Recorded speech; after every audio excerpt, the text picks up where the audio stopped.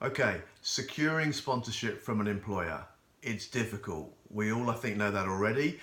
Recent changes in the last year or two from the government end have made it harder still. And what it's also done, I think, is it has caused something of a wave of concern for employers where not only do they know it's difficult, but they don't quite necessarily even know what the difficulties are.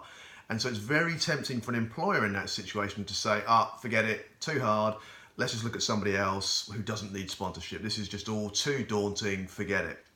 So if you are a candidate who does need sponsorship, then you have to think about how you are going to balance the negative issues, which are around cost, time, whether it's even going to be doable or not, the energy and the effort involved for the employer. These are all genuine negatives. There's no point pretending that they're a good thing.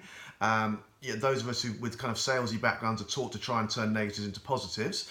It's not always possible, and I would argue this is usually one of those occasions. So what you want to try and do is to balance the negatives. So what you want to try and do is to make sure that they can quickly see and understand what's good about you.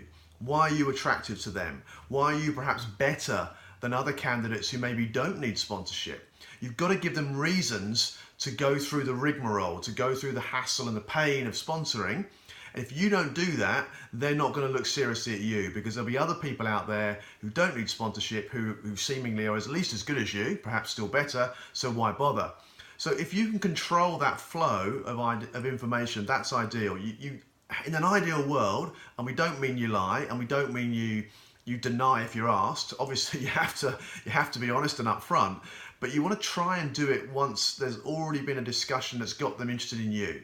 If you can get them excited first, then when the negative stuff comes up, there's more of an inclination for them to say, oh, well, let's explore that. Let's see what we can do. So always try and control that flow if you can, but be very conscious that you need to be really, really compelling, because otherwise they'll just go with a much, much easier option somewhere else.